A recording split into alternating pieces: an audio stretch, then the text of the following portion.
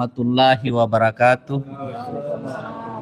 Alhamdulillahi rabbil alamin. Assalatu wassalamu ala asyarafil anbiya wal mursalin. Amma ba'd. Allahumma salli ala Muhammad wa ala ali Muhammad kama shallaita ala Ibrahim wa ala ali Ibrahim fil alamin innaka Hamidun Majid. Baik, pemirsa yang kami muliakan, bahwa pada hari ini kita mengadakan konferensi pers dari pihak tim kuasa hukum Ibu Dr. Tifa dan abangda kita Bang Egy Sujana, ya, yang insyaallah nanti akan disampaikan tentang kondisi terkini. Untuk itu mungkin tidak berlama-lama, kita langsung mendengar apa yang akan disampaikan. Mungkin pertama disampaikan oleh Bu Tifa ya, sebagai prinsipal. Dengan ini waktu dan tempat kami persilakan. Silakan Bu Tifa. Bismillahirrahmanirrahim. Assalamualaikum warahmatullahi wabarakatuh. Waalaikumsalam warahmatullahi wabarakatuh. Ya, atas izin Allah kita sudah mengikuti gelar perkara khusus yang diselenggarakan oleh Bareskrim pada tanggal 9 Juli 2025 dan kemudian dilanjutkan saya memenuhi undangan klarifikasi dari Polda Metro Jaya terkait dengan laporan yang disampaikan oleh 5 pelapor pada tanggal 11 Juli 2025 hari Jumat. Kemudian bersamaan dengan hal tersebut, Allah mengizinkan saya untuk mendapatkan seperangkat dokumen yang sangat penting bagi kasus ini, yaitu dokumen asli dari sarjana Fakultas Kehutanan Universitas Gadjah Mada yang wisuda atau lulus tahun 1985. Dan saya beserta beberapa teman menjemput sendiri ya dokumen yang sangat penting tersebut, berupa 1 lembar ijazah asli yang dikeluarkan oleh Fakultas Kehutanan Universitas Gadjah Mada tahun 1985 beserta dengan transkrip nilai dari yang bersangkutan. Dan dokumen itu sudah ada pada kami, dan pada saat waktu dan tempat di mana kami menjumpai dokumen tersebut, saya sangat terperanjat, tercengang dan mengucap syukur alhamdulillah. Karena dokumen-dokumen ini akan menjadi sebuah penjelasan yang sangat penting terkait dengan polemik ijazah yang sudah menjadi pertanyaan besar, kegelisahan besar bagi seluruh rakyat Indonesia selama kurang lebih 10 tahun. Dan ini adalah sebuah bukti, satu bundel bukti yang sangat otentik tentang bagaimana sesungguhnya dokumen dalam bentuk ijazah itu dikeluarkan oleh Universitas Gadjah Mada. Kenapa saya terperanjat? Karena ternyata ijazah sarjana atau yang kemudian bergelar insinyur pada waktu itu yang dikeluarkan oleh Fakultas Kehutanan Universitas Gadjah Mada itu adalah sebuah ijazah yang sangat indah dan sangat berkualitas. Artinya betul-betul selayaknya sebuah ijazah yang dikeluarkan oleh universitas terbaik ternama, yaitu Universitas Gadjah Mada. Dan saya sambil berdiskusi dengan teman-teman juga yang hadir untuk menjemput ijazah dan transkrip tersebut, melihat bahwa ternyata Universitas Gadjah Mada mempersiapkan ijazahnya dengan sangat bagus.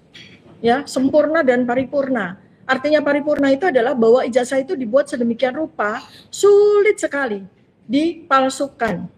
Ya, karena kami hitung ada sekitar 5 layer pengamanan ya yang ada pada selembar ijazah tersebut ya. Saya tidak bisa menyampaikan di sini karena ini adalah novum atau barang bukti yang sangat penting sehingga kami rahasiakan. Yang memilikinya pun juga kami rahasiakan ya.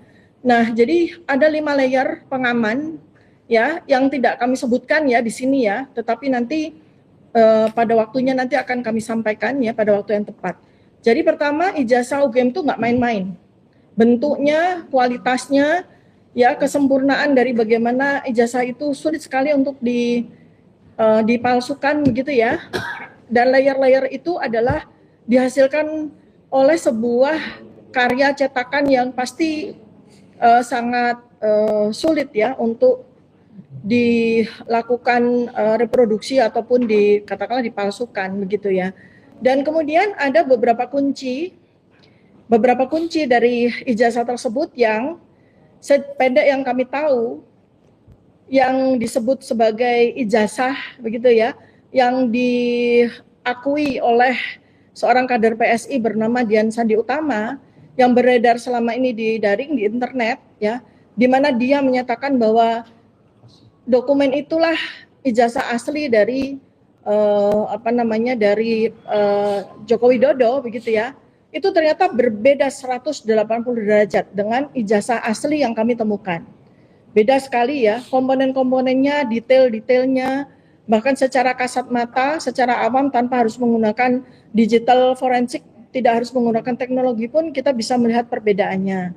Memang sampai dengan hari ini kami baru bisa membandingkan ijazah analog ya, artinya ijazah fisik yang kami dapatkan dari seseorang tersebut, dari lulusan asli Fakultas Kehutanan UGM 1985 tersebut, dengan ijazah asli yang diklaim difoto oleh Dian Sandi Utama tersebut ya. Dari komponen-komponen yang kami lihat, kami komparasi ternyata banyak hal-hal secara administratif ya.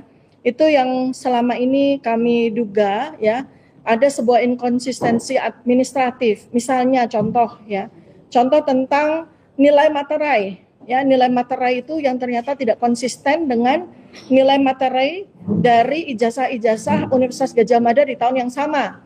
Ya, dan kami dari ijazah yang kami dapatkan ini sangat berbeda nilai materinya. Nilai materai rupiah materainya itu sangat berbeda. Padahal tahunnya sama ya, 1985. Kemudian ada beberapa layer tertentu yang hanya bisa dilihat itu dengan penerawangan begitu ya. Nah, itu adalah pengamanan yang dilakukan oleh Universitas Gadjah Mada.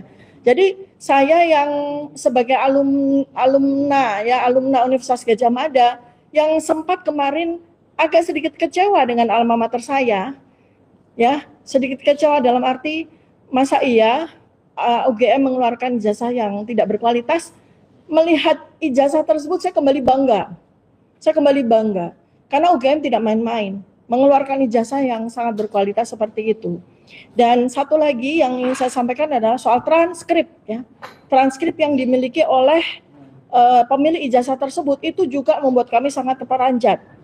Karena transkrip nilai tersebut milik seorang sarjana kehutanan Universitas Gadjah Mada tahun 1985, artinya lulus tahun 1995, ternyata sangat berbeda, 180 derajat dengan transkrip nilai yang dipresentasikan oleh Bareskrim pada tanggal 22 Mei 2025 yang lalu. Transkripnya ya, mulai dari jumlah SKS ya. Jadi kita tahu dari transkrip nilai yang dipertunjukkan oleh Bareskrim, ada dua transkrip nilai. Yang pertama adalah transkrip nilai dengan jumlah SKS 122 dengan IPK 2,05, yang kami tidak tahu ini sebenarnya adalah transkrip apa. Lalu kemudian transkrip yang halaman kedua atau lembar keduanya itu sejumlah 88 SKS dengan IPK 3,05 ya. Itu kalau seandainya jumlahnya adalah 210 SKS ya. Itu sudah level master bahkan mungkin doktor ya.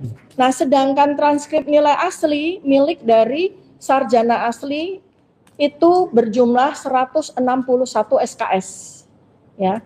Sejumlah 161 SKS. Artinya confirm sesuai dengan peraturan dari Kementerian Pendidikan dan Kebudayaan pada waktu itu ya, bahwa seorang sarjana itu menempuh SKS sejumlah sekian untuk bisa sarjana.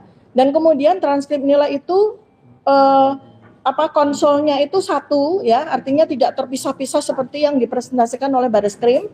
Dan itu karena saya juga alumna UGM, saya juga punya transkrip nilai yang seperti itu. Jadi tidak ada dalam sejarah UGM itu mengeluarkan transkrip nilai final itu dalam bentuk beberapa halaman. Selalu transkrip nilai itu consolidate gitu ya, mulai dari semester 1 sampai semester terakhir ya. dan jumlahnya 161 SKS ya. Nah, dan kemudian alhamdulillah juga pada hari ini kami juga menerima kiriman spesimen baru ya dari lulusan Fakultas Kehutanan UGM juga.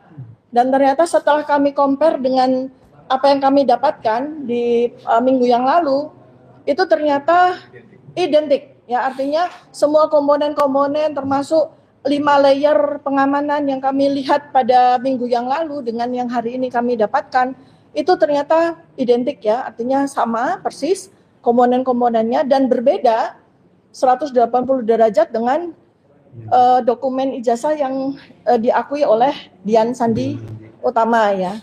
Nah, satu lagi kami juga mendapatkan komparasi dari 2 ijazah yang dikeluarkan juga oleh UGM tahunnya 1985. Ternyata UGM berdasarkan dari dokumen yang sudah kami dapatkan juga yang merupakan kelengkapan dari penelitian saya, pada kurun waktu antara 1975 sampai 1982, UGM ternyata mengeluarkan 2 jenis ijazah. Yang pertama adalah ijazah sarjana muda, yang kedua adalah ijazah sarjana. Nah, kedua jenis ijazah tersebut, ijazah sarjana muda dan ijazah sarjana, ternyata beda. Ya, jadi ijazah sarjana muda itu lebih simpel dan quote and quote lebih mudah dipalsukan sebetulnya ya, karena kami lihat secara detail pengamannya itu ternyata tidak serumit, tidak sekompleks dari ijazah sarjana, dan kami dapatkan sudah di tangan kami. Spesimen pertama adalah dokumen ijazah asli sarjana salah satu fakultas dari UGM tahun 1985. Satu lagi adalah ijazah sarjana muda di Keluaran Universitas Gadjah Mada tahun 1985. Jadi di tangan kami sekarang sudah ada 3 bundel.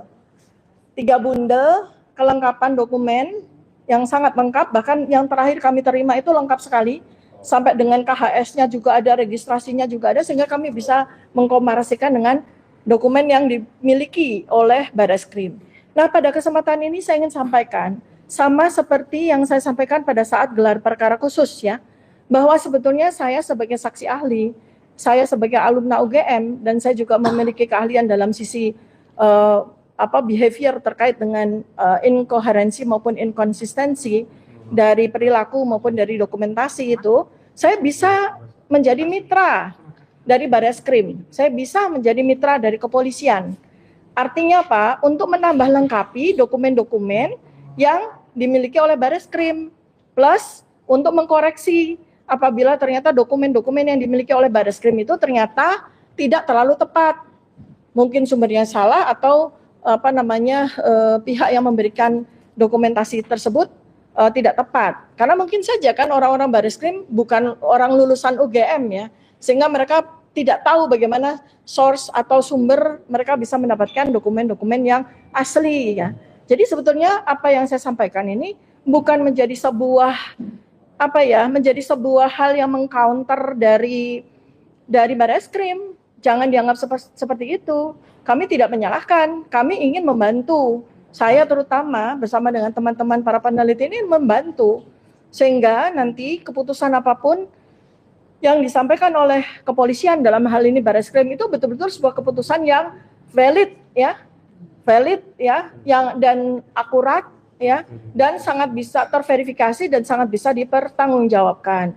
Nah, untuk terakhir soal novum ini ya, saya sampaikan bahwa saya saat ini memiliki hipotesis baru ya, berkaitan dengan dokumen yang dimiliki oleh Barreskrim, kemudian dari sekian tahun ya, saya mulai penelitian itu sejak akhir tahun 2022 sampai dengan saat ini, banyak sekali dokumen-dokumen, data-data yang sudah kami kumpulkan ya, saya bersama tim kumpulkan, kemudian dari apa yang kami lihat dimiliki oleh Barreskrim, dan kemudian novum yang terakhir 3 bundel ini, kami justru berhipotesis, ada hipotesis baru yang kami sampaikan di sini ya, jangan-jangan UGM itu tidak terlibat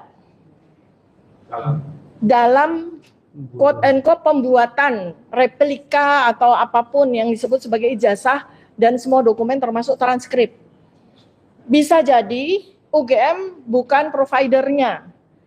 Ya, bisa jadi UGM bukan providernya, tetapi ada pihak lain, dan ini mungkin menjadi sebuah usulan kepada kepolisian untuk menyelidiki secara lebih lanjut. Ya, itu yang karena ya saya punya sebuah sebuah kebanggaan, kecintaan kepada alma mater saya.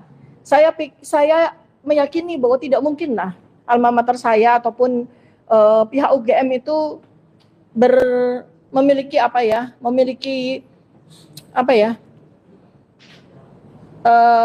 aktivitas untuk melakukan replikasi atau melakukan penggandaan atau apapun ya atas ijazah yang tidak ada atau yang dipertanyakan oleh publik. Jadi itu yang bisa saya sampaikan dan iya artinya bisa jadi pihak lain. Dan ini juga saksi-saksinya sudah banyak ya. Artinya sudah banyak saksi-saksi atau pendapat dari para orang-orang pihak-pihak yang juga sudah mereka deklarasikan ya bahwa mereka mengetahui tentang produksi dari replikasi ijazah tersebut ya. Jadi di sini UGM mestinya saya mengimbau kepada UGM nggak usah pasang badan.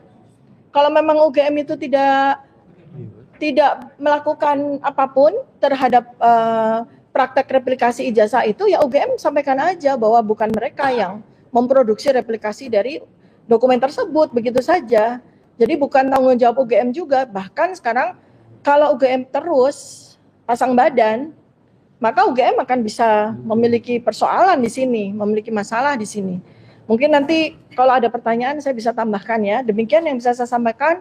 Berita gembira ini bahwa ada dokumen yang asli yang bisa mengcounter dari dari dokumen-dokumen yang sampai dengan hari ini masih dipertanyakan oleh kita semua ya. Terima kasih. Assalamualaikum warahmatullahi wabarakatuh. Waalaikumsalam warahmatullahi wabarakatuh. Baik, mungkin selanjutnya mungkin dilanjutkan oleh Pak Muslim dulu, Pak Al-Katiri dulu nih. Pak Al-Katiri dulu ya. Iya, selesai masalah hukumnya dulu. Kita selesaikan baru nanti dari Ketua TPWA. Silakan mungkin Pak Abdullah Al-Katiri untuk menyampaikan tentang masalah permasalahan hukum tentang Dr. Tifa dan Pak Egy Sujana. Silakan. Baiklah. Ada pertanyaan? Ada pertanyaan. Assalamualaikum warahmatullahi wabarakatuh. Ya, ada pertanyaan. Serius ini saya tanya. Ada pertanyaan? Kamu boleh langsung tanya. Boleh. Oke, saya pinjam satu deh. Boleh.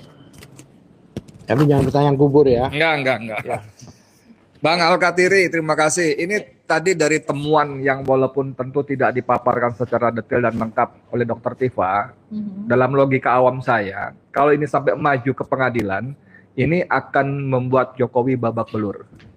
Dengan syarat bahwa peradilannya berlangsung secara fair, transparan, profesional. Ya, pertanyaan saya tidak ingin mengecilkan, tidak ingin membuat skeptis, tapi dengan rekam jejak aparat hukum yang seperti hari-hari ini, apakah senjata mematikan yang ditemukan Dr. Tifa itu akan tanda kutip berguna di pengadilan kalau pengadilan tidak bisa diharapkan secara fair, transparan dan profesional. Monggo. Ya. Enggak kembali kan enggak ya? Cukup. Baiklah. Jadi begini. Mudah-mudahan kita doakan ya dalam waktu dekat ini pihak-pihak stakeholder ya, artinya penegakan hukum ini betul-betul concern dan terlibat untuk mengawal. Karena jujur aja kami masih berharap ya kan adanya satu kontrol ya, masyarakat ya, artinya seperti pihak-pihak pengawas seperti DPR dan sebagainya ikut berbicara. Harapan kami sebelum ini lanjut ya nanti bisalah mereka memanggil kami dan untuk bergelar di sana. Karena gelar kemarin itu dari pihak kami, kebetulan saya juga ikut dalam gelar, kemudian ada Pak Muslim juga ikut dalam gelar, ya kan kami belum bisa terima apapun juga hasil gelar ini. Karena faktanya gelar ini belum diumumkan dan sebagainya, ini sudah dilanjutkan ya seperti itu. Ya kan? Karena gelar kemarin itu yang disampaikan oleh Khairul Anam itu sepihak. Dia hanya berbicara tentang data-data maupun prosedur-prosedur yang dilakukan oleh pihak kepolisian atau pihak Barreskrim. Tapi tidak menyinggung dialog atau informasi-informasi dari kami yang mana juga tajam, ya kan, itu seharusnya disampaikan ke masyarakat. Tapi seolah-olah kan dia berlaku seperti humasnya kepolisian. Padahal Kompolnas ini itu kan harusnya sebagai pengawas dari kepolisian, tapi di situ dia memposisikan sebagai humas. Tapi saya nggak kaget ya, pada waktu di Komnas HAM dulu juga demikian, ya kan, yang kilometer 50 dan sebagainya, ya itu kan hanya apa ya, semacam mensinkronkan lah dengan apa penjelasan dari kepolisian. Jadi mengamini. Jadi masyarakat, harapan kami jangan begitu saja menerima penjelasan dari Kompolnas. Seharusnya yang berbicara kan bukan Kompolnas kalau emang itu merupakan gelar resmi. Cuma yang menarik kemarin, sebelum gelar, Ketua Gelar Karu Wasidik itu menyatakan dengan jelas bahwa salah satu kenapa diadakan gelar ini karena isu ini menjadi isu nasional, diakui. Jadi bukan isu untuk beberapa orang saja, tapi memang isu nasional. Berarti apa? Berarti isu ini adalah masalah seluruh bangsa Indonesia, dan itu diakui sendiri, ya kan? Yang saya heran di media itu tiba-tiba disebutkan ada via UGM, tapi pada waktu bersama kami itu nggak ada UGM, nggak tahu ditaruh di mana UGM ya. Kok tiba-tiba ada UGM gitu loh? Kalau dari awal kami tahu itu ada UGM, ya kami akan bertanya pada UGM itu kan, ya kan? Tapi kenapa, ya kan? Ya simpulkan sendirilah. Pada waktu kita sudah keluar dan kami tahu dari media ada via UGM. Tapi kami dari awal sudah komit ya, menyatakan bahwa jika ijazah itu tidak dihadirkan, ijazah yang konon kabarnya asli, ya kan, tidak dihadirkan di dalam gelar itu, maka kami tidak akan mengatakan gelar ini adalah gelar yang benar-benar objektif, gelar yang betul-betul fair. Ya bayangkan saja ya, dengan laboratorium aja sudah bisa menghadirkan, itu baru 1 unit. Lah ini gelar kemarin itu semua unit ada bagian hukum, ada Irwasum, ada Wasidik itu sendiri, kemudian ada Propam, ada DPR, seharusnya kan dihadirkan itu ijazah itu, sehingga kita lihat bersama, ya kan, selesai permasalahan. Ini tidak. Jadi gelar kemarin itu hampir sama seperti dialog di TV itu. Dialog di TV, hanya perdebatan argumentasi, tidak melihat bukti yang ada. Ya, dari awal memang kita juga mempertanyakan kan, bahkan bukti yang waktu diumumkan itu sendiri itu pun bukan asli, fotokopi dan berlipat, ya kan? Nah, ini kan suatu keanehan. Ijazah yang hanya selembar, mungkin hanya dengan tangan satu bisa dibawa gitu ya. Biasanya kalau mereka itu ada menyampaikan satu informasi hasil laboratorium, itu bendanya itu ditaruh di depan mata. Kayak narkoba lah, kemudian senjata api, dan ini senjata apinya, ini narkobanya, ya kan? Nggak pernah dia nunjukkan foto dari senjata api, foto dari narkoba, nggak pernah, ya kan?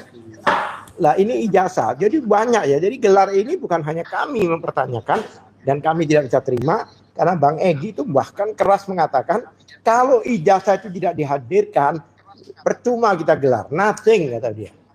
Itu diucapkan dengan tegas oleh Bang Egy. Tidak ada artinya gelar ini gitu. Makanya kenapa saya tahu, karena saya ikut di dalam gelar tersebut.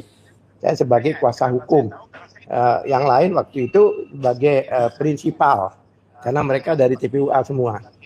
Dari TPUA, yang kuasa hukum yang diberikan kuasa hukum oleh Bang Egy waktu itu saya. Ya, dan kami berargumentasi waktu itu. Kami nggak tinggal diam. Jadi banyak hal-hal yang agak aneh. Nah, satu hal lagi, sebelum saya bicara gelar aja, ini lebih menarik buat saya ya nanti yang lain, ya kan? Pada waktu sebelum gelar itu ada paparan yang dilakukan oleh penyidik dan oleh orang yang katanya mengevaluasi barang bukti itu, surat itu, ahli, kan dari forensik. Dia gelar paparan ini menunjukkan ini. Saya herannya di dalam prosedur itu dia bilang telah memeriksa ini, tapi tidak ada di situ dikatakan ada pelaporan. Padahal pelaporan itu, ya kan, laporan itu adalah syarat dari pemeriksaan. Tidak ada. Jadi mengalir gitu aja, ada cerita gini langsung jump to the conclusion. Ya, menarik setelah itu apa yang dipaparkan oleh kepolisian, ya kan? Itu substansinya exactly the same dengan paparan yang dilakukan oleh pengacaranya Jokowi. Mirip, bolak-balik itu aja. Sama. Bahkan yang saya heran kemarin itu saya nggak tahu dari mana, dari kita kan semua di lobby di luar ya. Kalau paparan antara polisi dengan dengan pengacara mirip-mirip, ada dugaan nggak mereka sebelumnya bahkan konsolidasi bagi Lah kan sekarang kan musim belajar bareng itu kan udah musim di mana. Ya kan? Ya mungkin belajar bareng untuk menghadapi ujian besok kan bisa kalau itu aja. terjadi atau diduga terjadi itu kan pelanggaran dong. Ya. Mereka tidak seperti itu harusnya. Emangnya ada nggak pelanggaran?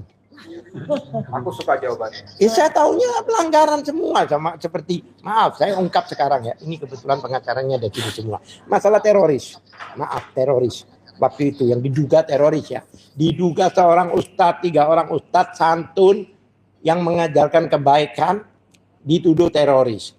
Apa yang terjadi? Akhirnya makarullah kan yang terjadi. Apa yang terjadi? Mereka membawa satu bukti berupa flash disk yang mana flash disk itu saya tanya bagian laboratorium telah diperiksa tahun lalu. Barang lama. Ada nomornya dan sebagainya diperiksa tahun lalu. Iya, digunakan untuk beberapa kasus. Lah ini mau percaya gimana bagian forensik? Ini fakta. Saya bahkan laporkan itu ke Propam sampai ke Wasidik. Saya yang melapor. Coba bayangkan, flash disk itu begitu saya tanya itu perkara siapa? Ada sebut nama seseorang A gitu ya. Saya langsung bilang teman-teman yang jago IT, coba di Google, cepat. Itu perkara itu apa putusannya? Ternyata apa, Bang Edi? Apa yang terjadi? Ternyata, ya kan, flash disk itu pada waktu sidang si A itu sudah inkrah Mahkamah Agung. Putusannya apa? Disita oleh negara untuk dimusnahkan. Ternyata tidak. Oke. Lah kok bisa lahir lagi? Ya. Makanya saya masalahkan waktu itu. Wah ini berarti palsu. Ya. Sudah dimusnahkan kok datang lagi. Ya kan? Kalau gitu saya bilang, iya, leginya sama, nomornya sama. Oke, balik ke Pak Kausadi. Jadi dengan rekam jejak seperti itu, apa kita masih bisa berharap kepada polisi sebagai aparat untuk bertindak secara adil? Apalagi dugaan Ya, kuat mereka belajar bareng tadi. Ya, harapan kami begini, itu kan Pak stakeholder di negara ini bergerak dong, karena ini sudah diakui oleh Barreskrim adalah masalah bangsa Indonesia, masalah isu nasional, ya kan banyak NGO, ormas-ormas, termasuk purnawirawan bergerak, tanyakan semua ke kepolisian, tanyakan apakah ini sudah memang fair, apakah ini memang sudah benar-benar secara prosedural, ya kan? Kami minta semua stakeholder berbicara dalam hal ini. Oke, lanjut karena ke Bang Muslim boleh nggak? Mumpung temanya cocok ke Bang Muslim boleh nggak? Boleh. Boleh ya. Silakan. Maaf. Ini mumpung udah kita harus semua mau kita lah pesantrennya ya. Saya tambahin sedikit mungkin tadi. Oke. Salah satu yang pasti yang sangat di depan mata itu bahwa adanya ketidak-fairan teman-teman dari Barreskrim. Kok melibatkan kemarin itu Pak Arianto Sutadi? Oh. Dia sebagai apa di situ? Padahal kan selama ini dia menganggap dirinya adalah sebagai penasihat Kapolri. Tetapi ketika dia berbicara di media, dia jelas sekali pro ke satu pihak. Iya. Nah kemudian dihadirkan di situ, pasti kan dia akan memberikan dia seorang jenderal, ngaku-ngaku sebagai utusan penasihat Kapolri. Mau ngomong apa ini para penyidik di situ. Macam-macam bisa dipecat dia. Iya, dia juga ngaku telepon penyidik. Nah, ini yang di depan mata yang memang jelas-jelas harus disikapi oleh Bapak Kapolri kalau memang betul-betul bahwa hal itu tidak benar, bahwa apa yang dilakukan oleh anak buahnya itu adalah sudah sesuai dengan ini. Tapi ini depan mata gitu loh. Ya mungkin begitu, nanti saya tambahkan lagi mungkin ya. Saya lanjut ke Bang Muslim Marli dengan pertanyaan. Beliau ini adalah ketua TPWA yang terakhir ditunjuk oleh Pak Bang Edi. Oke, sebelum Bang Muslim bicara panjang, saya mau tanya aja dalam konteks tadi. Kan Bang Muslim selain TPWA kan juga aktivis keumatan ya. banyak jaringan hubungan dengan tokoh-tokoh umat, Ya. ulama dan sebagainya. Nah. Bang Muslim tadi, Bang Al-Katiri meminta kita orang di luar lingkaran hukum langsung ini untuk ikut memberikan semacam pressure, tekanan kepada Polri agar bertindak secara profesional, proporsional, transparan, adil. Dengan contoh-contoh tadi, begitu banyak ketimpangan dan keberpihakan Polri, apa yang Bang Muslim akan lakukan? Pertama, saya hanya menagih moto Polri presisi. Presisi itu kan dia harus adil, mengayomi dan melayani. Ya.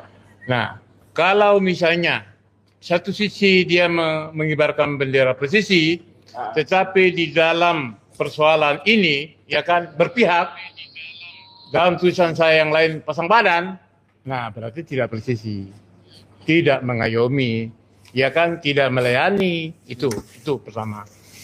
Jadi menjadi pertanyaan saya adalah bahwa Kapolri Sigit kan bilang dalam gelar perkara ini melibatkan pihak eksternal, ya kan? Nah, pihak eksternal itu adalah bahwa satu, Bareskrim juga harus mengundang mantan Rektor UGM, Profesor Dr. Sofyan Effendi, yang pernah mengatakan bahwa itu ijazah itu inkonsistensi. Jadi kalau misalnya penjelasan Dr. Tifa tadi itu dengan pernyataan Profesor Sofyan Effendi harus diundang, itu yang pertama. Nah kan, yang kedua, Mabes Polri juga harus mengundang atau memanggil ya Pak Iman, Profesor Pak Iman yang dianggap sebagai produsen yang disebutkan oleh Bitor itu, ya kan? Yang ketiga, mengundang Bitor untuk didengar keterangannya, ya kan? Ya, kemudian dalam sejumlah nama-nama itu. Kemudian juga kan begini ya, ada dugaan kuat bahwa ketika tanggal 9 Desember 2024 pihak TPUA ya mengadukan masalah ke Mabes Polri, terjadi kebakaran kan? Artinya secara psikologis, loh ngapain itu pasal dibakar? Ya kan gitu, ya kan? Apakah tidak urusan menghilangkan barang bukti? Kan itu masalahnya kan? Dan saya kira apa disampaikan pemberitaan oleh media yang begitu deras, gak mungkin Polri itu budak, gak mungkin kan? Tuli, agak gagu, gak mungkin gitu loh. Jadi presisi itu dalam masalah ini jangan kemudian hanya berpihak. Nah, jadi melibatkan pihak-pihak itu harus dia fair, adil, ya kan, mengundang para tokoh. Jangan kemudian para tokoh ini sudah diundang, mau diperiksa lagi. Ya kan, hari tanggal 9 Juli itu kami didengar keterangan dalam gelar perkara di Mabes Polri. Hari Jumatnya, tanggal 11, Dr. Tifa dipanggil. Ya, ini ada semacam inkonsistensi, ada semacam split kendali. Ya kan saya katakan itu, bahwa seolah-olah Bareskrim itu ya dilepehinlah oleh Polda Metro. Kenapa? Oh, ini urusan belum selesai, gitu loh. Gelar perkara belum ada hasilnya. Terus Polda Metro Bareskrim berdasarkan apa dong? Nah, disitulah saya melihat bahwa presisi Jenderal Sigit itu ya nggak dianggap juga oleh Polda Metro. Ya, kembali ke pertanyaan awal. Ya. Penjelasannya bagus sekali menambah tadi, cuman dalam konteks yang dijelaskan panjang lebar tadi, kembali ke siapa tadi? Bang Al-Katiri kalau nggak salah ya. Bahwa diperlukan pressure oleh publik. Nah, gimana? Nah, pressure publik itu begini. Saya makanya begini kan, kemarin saya dengan teman-teman, Dr. Tifa, ada Pak Al-Katiri, kebetulan sekjen nggak datang, ada itu, Ibu siapa namanya? Kurnia. Ibu Kurnia, Bang Egy juga, sebelum berangkat untuk kemudian keluar, kami sudah mendatangi Habib Rizik. Jadi saya kira, apa perlu, ya kan, 212 lagi, kan itu masalahnya kan, gitu loh, ya kan? Karena apa? Kalau memang pernyataan Polri itu menyangkut nasional, sementara ini keadilan mencederai, ya kan, merusak para peneliti, para ahli, para pakar ini seolah-olah mau dikriminalkan, ini kan merusak keadilan namanya. Jadi apa perlu kita demo lagi kan, itu masalahnya kan. Turun lagi mas yang besar. Karena apa? Kalau nggak begini, seolah-olah ya Parcok ini semakin merajalela dia, gitu loh, ya kan? Artinya sudah ganti presiden, kelakuannya nggak berubah, ya kan? Apakah itu yang kita kendaki? Kan ini kan sama saja dengan merusak citranya Prabowo, kan itu masalahnya kan. Pertanyaannya Bang Muslim bukan cuma apa perlu tidak gitu ya. Apa yang akan dilakukan? Apakah akan melakukan tekanan? Kalau mau tekanan bentuknya seperti apa? Nah, Sekarang yang baik itu pressure reaksi. aksi sudah di itu. Selain citizen lawsuit itu, ya kan semacam apa namanya gugatan citizen, masyarakat menggugat itu seperti yang tadi sudah kami bicarakan, perlu ada aksi-aksi juga, gitu loh. Aksi secara spontan, sporadik, ya kan gitu. Karena begini kan, menyangkut ijazah ini kan persoalan, ya kalau kita semua sekolah kan pasti punya ijazah dong. Yang nggak sekolah aja yang punya ijazah kan itu masalahnya kan gitu loh, ya kan.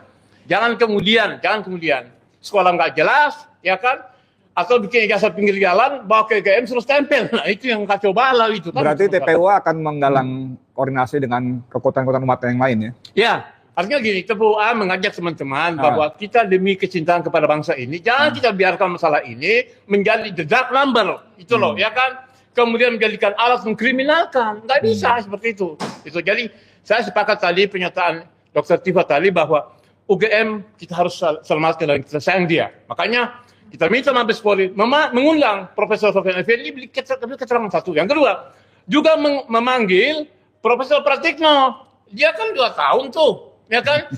Jadi Mensesnek, sekarang jadi Menko lagi.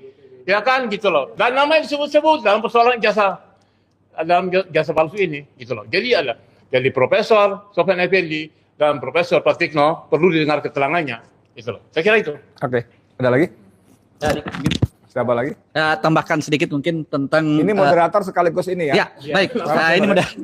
Sambil sedikit menyampaikan ini menanggapi tentang terserah kita, terserah kita kok, terserah kita. Ayo. Tentang proses di Polda Metro Jaya yang dengan antusias sekali ini saya lihat pihak teman-teman dari kepolisian Polda Metro Jaya udah menaikkan menjadi sidik beberapa kasus kita yang sebagaimana kita ketahui yang diproses di sini kan ada berapa orang? 6 orang kalau tidak salah, dan mereka adalah orang-orang yang kompeten di bidangnya. Ya, adalah seorang ahli, 3 orang ahli, Bu Tifa, Dr. Tifa, Dr. Rismond dan Roy Suryo. Dan itu sudah pasti mereka adalah ahli, sudah diperlihatkan kemarin kehadirannya di Bareskrim Mabes Polri. Ya, menyampaikan tentang keahliannya. Salah satu keahlian yang paling utama yang memang sudah dan lebih banyak dipercayai oleh masyarakat itu adalah tentang penelurusannya atau kapasitas beliau tentang keahliannya mengenai foto. Ya, foto di ijazah yang selama ini ditampilkan oleh Mabes Polri maupun yang dari Dian Sandi Utama itu ya kan jelas tuh. Atau memang berbeda? Apakah berbeda dengan ijazah aslinya itu yang dianggap asli? Kalau itu berbeda mungkin kita nggak bisa komentari. Karena kita memang belum pernah melihat secara langsung. Tapi makanya kenapa kita memaksakan itu diperlihatkan? Supaya apa? Supaya jelas kalau itu sama persis dengan foto yang ada yang sudah dilakukan riset oleh pihak para ahli ini. Nggak bisa, itu baru bisa dikatakan bahwa mereka berbohong kalau memang ada kesengajaan dan bahwa ternyata tidak sama dengan aslinya gitu loh. Nah, yang anehnya itu kok tiba-tiba langsung sekarang dinaikkan sidik di Polda Metro Jaya, padahal mereka adalah para pakar atau ahli. Bagaimana masyarakat kecil nanti bersuara tentang hal-hal yang kira-kira ada pejabat yang melakukan suatu dugaan tindakan kejahatan yang sangat luar biasa, berpuluh-puluh tahun memakan uang rakyat, ya, memakan uang pajak untuk segala suatu aktivitasnya, ternyata menggunakan ijazah palsu. Kalau itu yang ternyata nanti belakangan itu terbukti, karena mereka adalah orang pakar, tahu apa yang dia sampaikan itu adalah sesuai dengan keilmuan yang selama ini puluhan tahun habis uangnya mereka itu untuk disekolahkan oleh orang tuanya untuk menjadi seorang ahli, tapi ternyata begitu menyampaikan keahliannya yang didapatkan dari asal sekolahnya, tapi ternyata malah dikriminalisasi. Mana hak intelektual yang kita dengan dengungkan selama ini di apa namanya di negara kita sebagai negara Oke, hukum. tentang itu saya mau tanya, nggak tahu yang jawab siapa. Ya, Tapi saya mangga. rasa ahli Silakan. hukumnya. Kalau seorang ahli, beberapa orang ahli memaparkan keahliannya tentang satu kasus, kemudian terancam kriminalisasi, oke? Ya. Lalu kita tahu Polda Metro Jaya sudah menaikkan dari penyidikan ke penyelidikan ke penyidikan. Ya. Biasanya akan diikuti dengan penetapan tersangka. Ya. Saya orang luar, mudah-mudahan saya keliru. Dalam dugaan saya, RRT, ya, Roy Rismond dan Tifa, juga Kurnia dan Rijal Fadila atau yang lainnya, itu akan, mudah-mudahan saya sangat salah, akan jadi tersangka. Pertama, bagaimana kemungkinannya? Kedua, apa antisipasinya? Monggo, yang mana silakan. Ya baik, mungkin saya dulu terlanjur saya pegang mic-nya ya. Kalau menurut saya secara pribadi itu semuanya memang bisa saja karena ini negara kita ini kita tidak tahu negara hukum atau negara kekuasaan. Cuma kita berharap dengan adanya apa namanya perubahan apa istilahnya nih rezim, karena saya rasa dulu kan Pak Prabowo itu sama dengan kita semua merasakan gimana rasanya dikriminalisasi gitu ya, gimana beliau tahu bagaimana Bang Egy Sujana yang betul-betul membela beliau di halaman rumah beliau berteriak tentang apa people power, ditangkap Bang Egy, beliau datang untuk membesuk saja tidak bisa. Sekarang beliau sekarang jadi seorang presiden gitu loh. Saya rasa beliau tahu tentang apa yang dilakukan oleh orang yang sama saat ini. Saat itu menjabat sebagai Kapolri siapa? Yang diangkat oleh Pak Jokowi. Siapa tuh? Pak Listio Sigit pada saat Listio itu. Nah, Sigit. ini yang kita sangat berharap bahwa teman-teman Gerindra, teman-teman yang kayak Bapak Habibur Rahman bersama kita dulu membela ulama-ulama yang dikriminalisasi. Saya berharap beliau menyampaikan apa istilahnya kebenaran ini gitu loh. Berani berbicara, jangan dulu kita bersama-sama karena kita masih bersama di lapangan ya. Sekarang setelah berkuasa saya rasa beliau adalah orang-orang yang punya integritas lah insyaallah. Oke. Minimal menyampaikan kebenaran ini. Nah, kemudian makanya untuk itu dalam waktu dekat ini kita akan melakukan audiens ke DPR Komisi 3 khususnya mungkin untuk salah satu usaha kita, upaya kita untuk bagaimana caranya keadilan ditegakkan. Kita tidak minta apa-apa, kita hanya mau meminta penegakan hukum ini diluruskan sesuai dengan aturan hukum yang ada. Kita tidak meminta bahwa mereka melakukan hal yang lebih. Oke. Ya. Oke. Mungkin selanjutnya Pak Bukti Pak. Bang Alkatiri, coba saya mau dengar dari sisi hukum dulu. Pertama, bagaimana kemungkinannya? Apakah saya keliru? Mudah-mudahan keliru bahwa pahlawan-pahlawan kita akan jadi tersangka. Terus apa antisipasinya? Jadi begini, kalau memang ini dijadikan tersangka mereka atau diproses ini proses ini tetap berjalan, berarti kepolisian itu melanggar undang-undang. Oke. Sudah jelas ada undang-undang perlindungan saksi dan korban itu pasal 10 menyatakan ya kan jika ada laporan lebih dulu nih dari pengaduan atau laporan dari TPUA ya kan maka tidak boleh dilaporkan kembali. Itu undang-undang. Nah, kalau mereka melanggar undang-undang terus konstitusi juga dilanggar dan sebagainya, rakyat akan paham, akan ngerti masalah ini. Nah, saya akan berusaha semaksimal mungkin untuk menyetop ini, memberikan pemahaman. Kalau mereka tidak paham, kami beri pemahaman. Karena kami ini kan juga petugas negara, jangan lupa ya. Kami ini petugas negara, penegak dalam penegakan hukum. Kenapa kami di bawah Mahkamah Agung, kami ada undang-undang. Kemudian ada 3 kan petugas negara itu yang dalam penegakan keadilan itu. Ya kan kalau hakim itu wasit ya, yaitu kepolisian, kejaksaan, dan 1 advokat. Cuma bedanya mereka di birokrasi sehingga mereka berpangkat. Ya kan? Lah kami tidak. Seandainya kami itu berpangkat, mungkin beberapa dari kami ini bintang 3 udah gitu. Ya kan? Itu jelas. Jadi mau nggak mereka diarahkan? Kalau memang mereka diarahkan ke undang-undang yang jelas melarang untuk ada laporan balik, jangan lupa ya, pelapornya nggak boleh dilaporkan sampai inkrah, bahkan wajib untuk dihentikan ini, menunggu inkrah di sini, ya kan? Nah, itu termasuk pelapornya, termasuk saksi-saksi. Dalam hal ini seperti Dr. Tifa, Roy Suryo dan yang lain-lain ya, kalau seperti Kurnia dan sebagainya ini kan mereka TPUA langsung karena 1 advokat ya, Egy Sujana dan sebagainya. Tapi beliau ini sebagai saksi pada waktu ke Jogja itu bertemu dengan beberapa orang, kemudian beliau melihat dokumen-dokumen, bahkan berbicara dengan dekan, dengan wakil rektor kalau nggak salah, ya kan? Ini saksi mereka ini. Nah, salah satunya bukan hanya pelapor saja, saksi pun tidak boleh dilaporkan. Itu paham.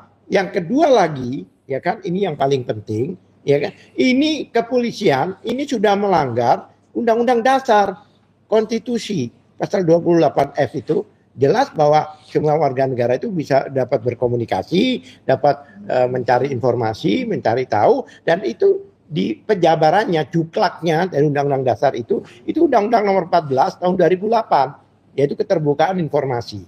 Yang jelas di situ jelas-jelas mengatakan bahwa setiap lembaga negara mau DPR mau MPR, jika dananya mereka itu didapat dari APBN, ya baik seluruhnya atau sebagian, maka mereka itu adalah lembaga negara. Nah, jika mereka lembaga negara, maka publik, masyarakat itu berhak untuk mendapatkan informasi dari lembaga negara. Apalagi kalau ijazahnya Jokowi itu waktu itu digunakan sebagai syarat dia sebagai presiden, sebagai itu bukan milik pribadi lagi. Itu sudah merupakan dokumen publik yang mana rakyat bisa mengakses, bisa mempertanyakan, bahkan bisa menge-share itu. Karena itu dokumen publik. Ya tidak Mas ya. Karena itu dokumen publik ya kan. Jadi dilindungi oleh konstitusi. Jadi kalau memang polisi tetap melanjutkan, berarti dia nabrak konstitusi, dia menabrak undang-undang. Lalu terus mau dibawa kemana negara ini kalau begitu? Itu pertanyaan kami. Oke. Ya kami tidak terima dengan itu, ya kan? Marilah kita menyatukan persepsi lebih dulu. Dan kami dengan polisi ini bukan lawan ya, mitra. Kami bukan swasta ya, jangan ingat itu. Kami mitra. Jadi kalau kami masuk ke Mabes Polri itu adalah milik negara, adalah fasilitas negara yang akan diselesaikan. Kami petugas negara, jadi kami berhak. Sebenarnya kami nggak perlu pakai kartu sebelum itu. Oke, Dokter Tifa mau tambahkan? Ya, sudah. Oke. Baik, ini tambahan dari saya ya. Sekali penutup kali ya, udah lewat maghrib dari tadi. Ya, jadi saya ingin menambahkan ya bahwa itu tadi makar Allah itu akan selalu hadir pada saat kebenaran itu tidak diberikan ruangan. Oke. Padahal kami para peneliti ini sedang berikhtiar untuk menegakkan kebenaran. Karena kebenaran persoalan polemik ijazah ini sangat diharapkan oleh masyarakat. Sebab kalau seandainya polemik ijazah ini tidak diselesaikan dengan sebuah penelitian yang menghasilkan sebuah simpulan yang sahih, yang valid, maka apa jadinya dengan sejarah negara ini? Apalagi dari dokumen-dokumen novum ya, data-data baru yang kami peroleh, satu demi satu bermunculan kebenaran-kebenaran itu. Dan itu sangat sulit untuk dipatahkan dengan dikomparasi dengan replikasi atau katakanlah ijazah yang tidak asli begitu ya. Sangat mudah dipatahkan. Jadi seperti perbedaan yang sangat mendasar dari sebuah kebohongan. Kebohongan itu akan membutuhkan kebohongan lain untuk menutupinya. Sedangkan kebenaran apabila dia sudah membuka, maka kebenaran itu akan menarik kebenaran lain untuk juga menegaskan kebenaran itu. Dan ini yang terjadi sekarang. Saya pada saat gelar perkara itu juga sampaikan, loh, kami ini peneliti, kami sedang menjalankan tugas amanah yang Allah berikan kepada kami, gitu kan. Maka nanti kalau kami ditutup, kalau kami dibungkam, maka nanti kebenaran yang lain itu akan datang beribu-ribu. Karena yang lulus pada tahun 1985 itu bukan satu orang saja yang mengaku lulus, banyak ratusan orang, dan mereka nanti satu demi satu akan membuka dokumen mereka untuk menegaskan kebenaran yang kami peroleh. Jadi mohon agar kepolisian dalam hal ini kembalilah kepada tugasnya sebagai penegak hukum, sebagai penegak kebenaran. Jangan bersandarkan kepada sebuah kekuasaan yang sementara sifatnya. Sementara kebenaran ini dibutuhkan untuk demi kelangsungan dan kelanggengan bangsa dan negara ini. Sekian, terima kasih. Oke, tutup ya. Ya. Baik, kita tutup. Mungkin sebelum ditutup, saya tutup dengan membacakan dulu Undang-Undang Nomor 14 Tahun 2008 ya. Pasal 1 angka 3. Presiden Republik Indonesia termasuk dalam kategori badan publik yang wajib mematuhi ketentuan keterbukaan informasi publik. 2. Pasal 17 huruf H. Sebagai badan publik, Presiden wajib mengumumkan informasi yang telah tersedia dalam dokumen atau form informasi yang mudah diakses dan dipahami oleh masyarakat. Pasal 18 ayat 2. Tidak ada ketentuan yang secara eksplisit mengecualikan ijazah pendidikan dari informasi yang dapat diakses publik jika berkaitan dengan posisi jabatan publik. Demikian mungkin. Alhamdulillah sudah kita laksanakan konferensi pers. Semoga masyarakat bisa tercerahkan. Ya, demikian kami tutup dengan bacaan kafaratul majelis. Subhanakallahumma wa bihamdika asyhadu an la ilaha illa anta astaghfiruka wa atubu ilaihi. Alhamdulillahirabbil alamin. Alhamdulillah. Jadi teman-teman demikian ya. Barusan kita press conference langsung dengan gaya kita, terserah kita, suka-suka kita. Pokoknya. Tapi memang dasar sekali Dr. Tifa dan kawan-kawan yang terus melakukan pencarian-pencarian sehingga ketemu novum-novum yang mengerikan menurut saya kalau ada penjelasannya. Cuman tadi bahwa apakah itu akan berguna dan efektif di persidangan, kita tunggu apakah persidangan akan berlangsung dengan adil, fair, dan transparan. Saya Edi Mulyadi. Assalamualaikum warahmatullahi wabarakatuh. Waalaikumsalam. Insya Allah pasti berguna.